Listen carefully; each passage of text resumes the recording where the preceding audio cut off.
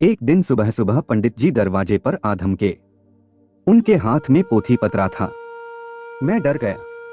दरवाजा खुलते ही उन्होंने तकरीबन डांटते हुए कहा, जानते नहीं आज पंचमी है।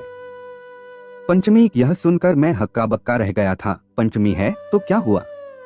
इसीलिए मैं कहता हूँ घोर कलयुग है, घोर कलयुग। लोगों को अपने पितरों की फिक्र ही नहीं। एक मैं हूँ जो सबको याद दिलाता रहता हूँ, वे मुझे घूर रहे थे। मैं कुछ बोलता इससे पहले ही वे दोबारा बरस पड़े, यह पितर पक्ष है। आज ही के दिन तुम्हारे पिता का स्वर्गवास हुआ था, इसलिए आज के दिन तुम्हें श्राद्ध कराना चाहिए। अपनी बात के सबूत में उन्होंने मुझे पत्रा में वह दिन भी दिखाया जिस दिन मेरे पिताजी का स्वर्गवास हुआ था।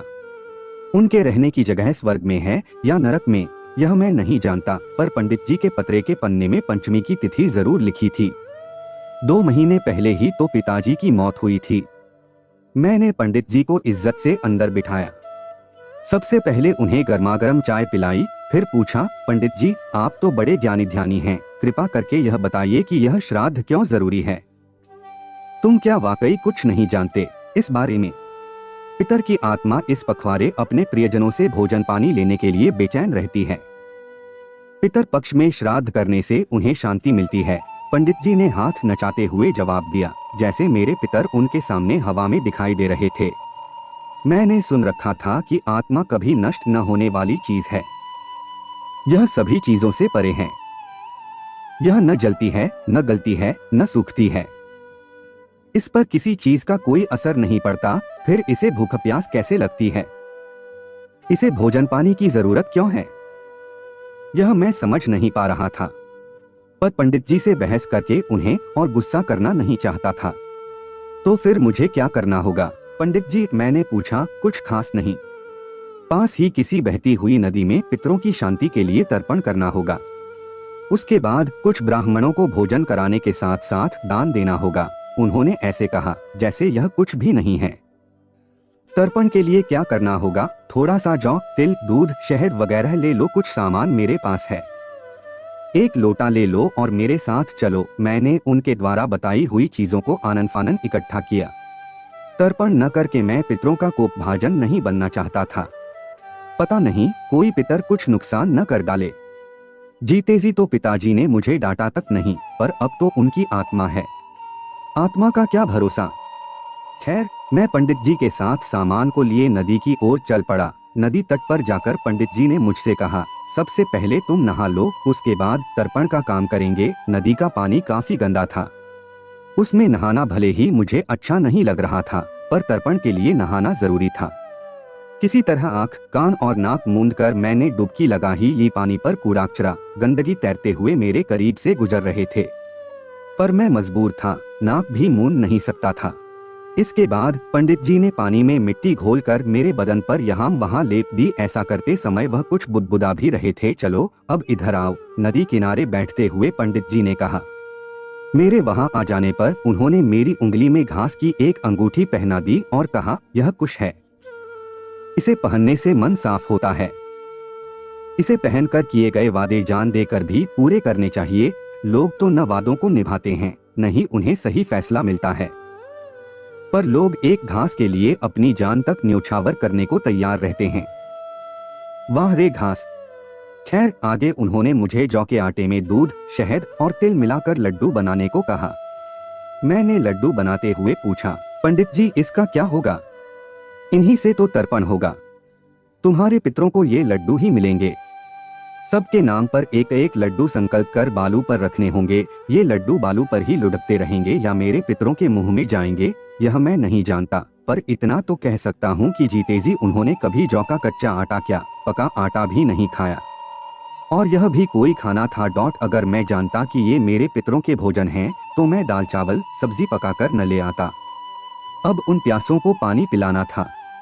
पंडित जी बोले, नदी में कमर भर जल में उतरकर अंजलि में भर भर कर पितरों को पानी पिलाओ। यह गंदा पानी पितरों के पीने के लिए है। मुझे संकोच हो रहा था। ऐसे गंदे पानी को पीकर क्या उन्हें हैजा नहीं हो जाएगा? तब उनके लिए डॉक्टर कहाँ मिलेगा? पहले जानता तो घर से साफ पानी ले आता। किसी तरह इन सारे कामों से निपटा। पंडित जी ने आगे का कार्यक्रम बताया। अब घर जाकर आटा, घी, चीनी, दूध, सब्जी का इंतजाम करो। कुछ रसगुल्ले भी लेते आना। मैं ब्राह्मणों को लेकर दोपहर को तुम्हारे घर पहुंच जाऊंगा। याद रखना, तुम जिन जिन पकवानों का भोग लगाओगे, तुम्हारे पितरों को वे ही पकवान वहां यानी स्वर्ग में प्राप्त होंगे। आदेश देकर पंडित जी चले गए। अब यह गाज गिरी सो गिरी, ऊपर से मनों का मूसल सिर पर झुला दिया। दोपहर को 10 ब्राह्मणों के साथ पंडित जी पधारे। नाक के नथुनों को फुला फुला कर उन्होंने चारों दिशाओं की हवाओं को समेटा। जब उनकी नाक में मन की इच्छानुसार सुगंध न भरी तो वे कुछ सशंकित हो गए। मुझे एक कोने में खींच कर ले गए और बोले, सब कुछ मंगवा लिया है ना? देखो, ब्राह्मणों के भोजन में कोई कसर नहीं रहनी चाहिए।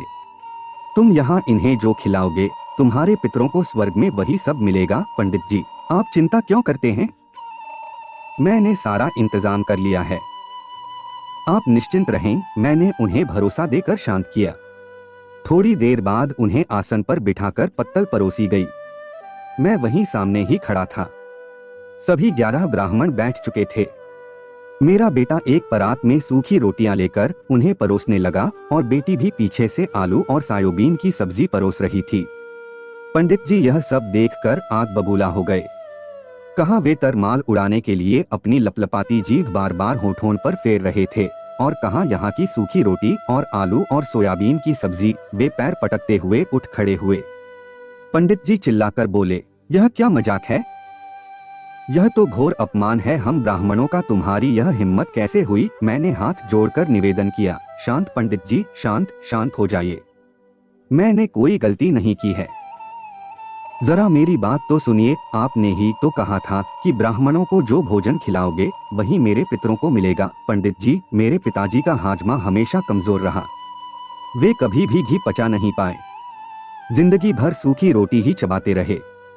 आलू और सोयाबीन की सब्जी उनकी पसंद की सब्जी थी, इसलिए मैंने वही सब्जी बनाई है ताकि मेरे पिताजी को उनकी पसंद का खाना मिल सके। अब इसमें मेरी गलती कहाँ है? पंडित जी, यह श्राद्ध तर्पण तो मैं अपने पिता के लिए ही कर रहा हूँ, फिर उनकी सुविधा का ख्याल तो रखना ही पड़ेगा। पंडित जी यह बात सुनकर चुप हो गए। उन्होंने मुझे घूर कर देखा, फिर मजबूरन पत्तल को हाथ लगाया।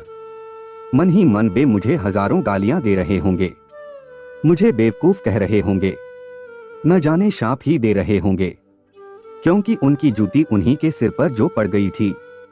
भोजन खत्म होने के बाद वे जो भाग खड़े हुए सो आज तक मेरे दरवाजे पर नहीं आए। वे अपनी दक्षिणा मांगते कैसे? मेरे पितरों को पैसों की जरूरत तो थी ही नहीं।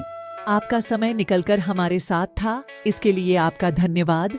अगली बार फिर से मिलते हैं नए और रोचक वीडियो के साथ। चैनल को सब्सक्राइब करना न भूलें। धन्यवाद और शुभकामनाएं।